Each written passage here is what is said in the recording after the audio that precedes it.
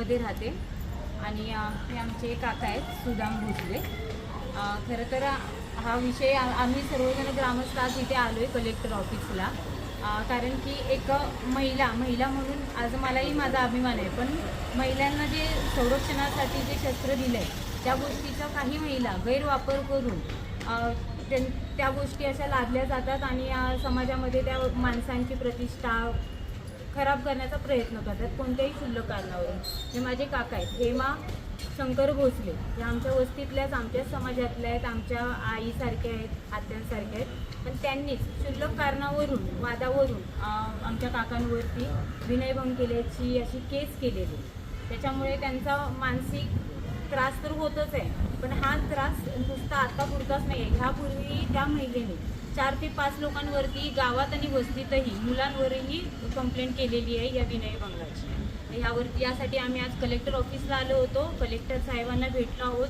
त्यांनी आश्वासन दिलं आहे की एसपींना ते कळवणार आणि ह्याच्यावरती चौकशीचे आदेश देणार आणि याच्यावरती योग्य ती कारवाई केली जाईल निष्पक्षपणे. मी लिंब कंपोस्ट लिंब तालुका जिल्हा सातारा आणि माझे नाव उमा गौतम भोसले आहे. मी लिंब बौद्ध वस्तीतून बोलते. कारण आमच्या इथं जी एक महिला आहे ती 2017ला ज्या वेळेला आली लिंब गावात तिथपासून तिनं आहे ना प्रत्येकाला त्रास द्यायला सुरुवात केली. तिचं नाव हेमा भोसले आणि तिनं काही किरकोळ कारणावरून भांडणं झाली तरी ती विनयभंगाचीच प्रत्येक मुलांवर केस टाकत असते. तिनं 2022ला माझ्या पण मुलावर केस टाकली होती, पण ती मी कसं तरी ते मिटव केलं. पण तिला त्या बायला एकदम ती घाण सवय आहे. कुठल्याही शिल्लक कारणावरून ती भांडणंच काढत असते. आत्तासुद्धा माझ्या दिराचा मुलगा सुदाम भैरव भोसले त्याला पण असंच तिनं केस टाकली. कारण शिल्लक होतं त्याच्यावर पण केस टाकून पण तिनं त्याच्यावर विनयभंगाचीच केस ठेवली त्याच्यावर. तरी पण आम्ही आत्ता कलेक्टर ऑफिसला आलेलो आहे आणि त्यांची भेट घेतली. त्यांना सांगितलं आमचं एवढं हे निवेदन ऐका आणि त्यांनी आम्हाला चांगलं आश्वासन दिलेलं आहे की मी तुम्हाला सपोर्ट करीन म्हणून आणि SP साहेबांना सगळं सांगू. लिंबगावची बौद्ध वस्तीतली आहे आणि आमच्या गावात हेमा भोसले आहे. ती वारंवार मुलांची नावं आमच्या खराब करते किंवा शिल्लक कारणावरून. आता आम्ही निवेदन दिले आहे जिल्हाधिकाऱ्यांना. ती त्यांची व्यवस्थित दक्षता घेतील. मग आमच्या मुलांची नावं खराब होतात ना. चांगल्या मुलांना विनाकारण त्यांच्या आयुष्याची खराबी करते. तिच्या बंधन यावं हीच आमची विनंती आहे. इथून पुढं कोणत्याही मुलांना शिल्लक कारणावरनं त्रास होता कामा नाही. लिंबमधून त्या हेमा भोसले आहेत ना, विकास कामात सुद्धा अडथळे आणतात.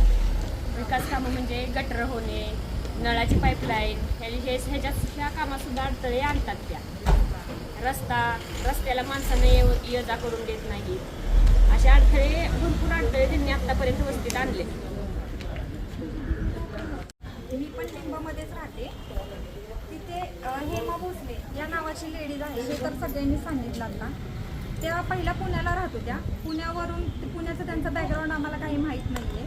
पण इथं आल्यापासून त्यांनी जो प्रकार चालू केला आहे त्यांच्या वारंवार सगळ्या जे करता येते ते सगळं आता बाहेर पडते किंवा त्या खोट्या तक्रारी मुलांवरती करतायत. आज आमचे चुलते भाऊ त्यांना बाहेर फिरायला पण ते बाहेर येतच नाही आहेत का तर तिची दहशत. खोट्या कंप्लेंट करते ती. यांच्या मुलावरती पण त्यांनी खोटी कंप्लेंट केली आहे आणि प्रत्येक मुलाला नॉर्मल गोष्टीवरून पण ती प्रत्येकांना ती खोटी तक्रार करण्याच्या धमक्या देते वारंवार. झाला तर ते हेच सजेशन देते की त्यांच्यावरती विनयभंगाची केस करा.